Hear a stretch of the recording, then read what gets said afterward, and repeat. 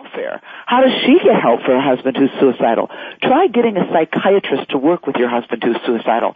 None of them want to touch him because of the liability issues. So, I mean, it's a very, very difficult thing. And I wrote this book for so many reasons, but to the listeners out there, if you've ever been through challenge, change, and loss of any kind, you will really be inspired from this book. If you've lost someone to suicide, I think this book has the potential to give your life back and the hope of in your life back.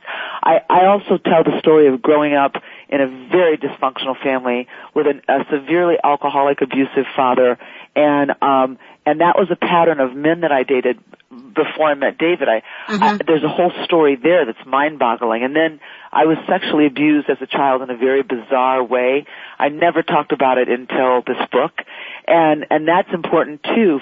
For me, this is very cathartic for me because, you know, I really felt I needed to sit down and tell the world, hey, there was this little girl who grew up on the wrong side of the tracks with an alcoholic, abusive father who went on to become Lucinda Bassett, you know, an anxiety and depression expert, and I've worked with over 1 million people, and I finally lived the American dream. I met David, I had a beautiful family, and then it all came crashing down. I mean, I lost my sister to cancer, I lost a brother to alcoholism, I lost my father to alcoholism. There's a lot of pain and tragedy in my life. And then I lost my husband to suicide, my other brother to alcoholism, and my mother died a year later, and I had to sell my company in a down economy. And if I can get through all of that and turn around and say, not only did I survive, but I am thriving again, then so can people who are listening. So don't give up. Yeah, and I think really this is the conversation, you know, for a lot of folks. I mean, you and I have some similarity in our paths. You know, I had lost at one point every woman that had ever meant anything to me, my mother, my sister, died shortly after that, my stepmother, my mentor, and I thought it was an Italian curse. Right, I've said that. I think I'm cursed. I remember saying that myself. Right. But here's the thing that I was struck by, and this is really in reading the book and talking with you. Here we are, I don't know, some people say maybe 2 decades after, you know, our values changed in this country. Let me talk about what I mean for a minute, values, and I would love for you to weigh in on this. You know, yeah, my folks grew up with you work hard, you get a pension, and you get benefits. They did grow up with that. And for half of my career, I grew up with that. But in the 1990s, those kinds of commitments from employers changed. Right. We created a level of vulnerability and insecurity in this country that people had never experienced before. You know, it wasn't like the Depression, right? Where Wall Street crashed and this and that. It was just simply we never made this promise to you and we're not going to fulfill it.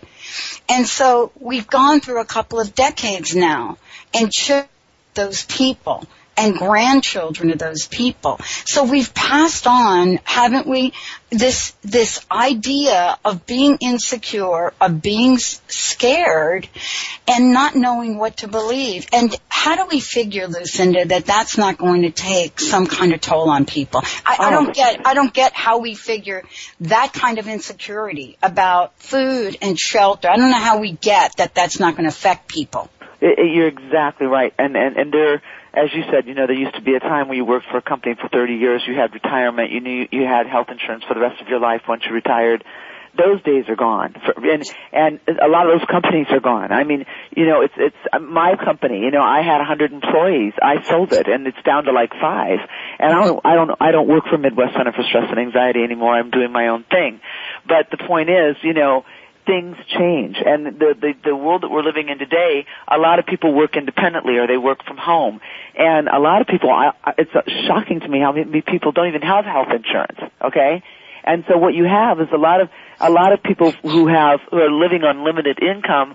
How do they go out and help their 19-year-old son who's mentally ill when they can't get health care coverage for it? And even if they do go out and get help for them, it's limited. And then and as I said, you know, you put these people on these medications, and how is a stressed out mother of 4 who's, you know, living on who knows what, $30,000 a year, supposed to help her 19-year-old who's on 3 different drugs stabilize and make sure that he's taking his medication. And then at this whole, I'm telling you, I'm so frustrated and past.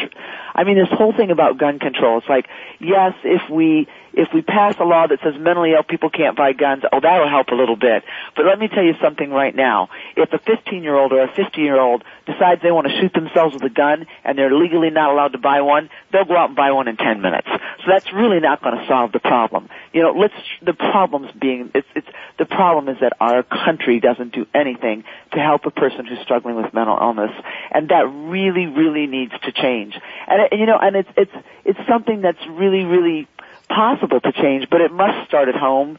You as a family member or a loved one or a best friend, you were telling me one of your good friends, you have to be really, really aware when someone starts talking about my life isn't worth anything, yes, or maybe I'm going to take my life. That's a red flag. And yes, you have to be very proactive and involved and know what the symptoms are. And then you've got to step in and try to really be, an advocate for their health and saving their life. Don't you think, Lucinda, there's something else you and I talked about, and I think let's mention this before the break, and let's get into this more when we come back. We have disempowered ourselves when we're in the face of doctors and psychologists and psychiatrists. We literally say, I am dumber than they are, and we turn everything over to them.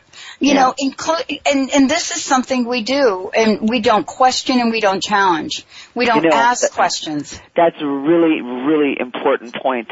And that's when I say, be very assertive, be very involved. That's what you gotta, but I've always been, I'm one of those people, I color outside the box anyway. I'm gonna go in there and fight. I'm a fighter. I'm gonna say I don't agree with you. And I told you during the break, what really upsets me is that I wanted my husband on lithium because it worked for his grandfather, and they wouldn't put him on lithium. They put him on other things I'm not gonna mention that made him worse. And often antipsychotics and even antidepressants can make people worse instead of better. And some of them will create suicidal tendencies in people who are suicidal. It's just crazy. And when I went to them and I said, I want him on lithium, they wouldn't put him on lithium. And I'm convinced to this day if he were on lithium, he would be alive. And so you really have to get in there, get aggressive, and be an advocate. And even when you do, it's still not easy. And that's something we need to talk about. We're going to talk about that when we come back because, this is not a simple, isolated situation. Right. There has been a ripple effect out in the world, folks. And, it is so important that people like Lucinda Bassett come out in the world and talk about this, that I talk about this. We have both been affected by loss, by suicide, by abuse. And here's the thought I want to leave everybody with, and we'll talk about when we come back. Think for a minute. What is the effect on the children of folks? Then what is the effect on those children's children? If you think this has not been a ripple effect that has been festering over the past couple of decades, please think again. This is not going to go away.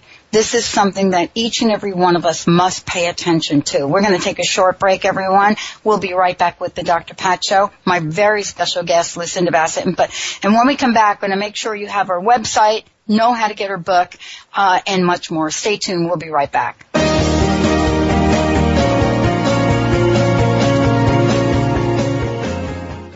There's a great hunger in this world for new lines of thought, because everywhere you look, they say that joy can just be bought. So please come and set aside some time to relax from frenetic. Transform your life. It takes a while, but results are magnetic. We aim to grasp the best in life and track the ways we grew. The how, the why, the what, wherefore, all this we share and do. But every now and then, we hope that you will share right back. Transformation Talk Radio wants you to hop on track. So calling all hosts, tall and small, of every size and hue, there's nobody we'd rather have to tell your tale than you. And if you have a tale to tell of how your life is changing, we'd love to hear you on the line. Say how you're rearranging. So run, don't walk, to call us now. We'll set you up and show you how. Hi, this is Dr. Pat. Join our radio family. Send us an email, host@transformationtalkradio.com, or call 1-800-930-2819. Host your own show. Let us help you bring your voice to the world. Transformation Talk Radio. a higher consciousness perspective. The hosts on Transformation Talk Radio offer a positive and new paradigm shift, a new vision for a collective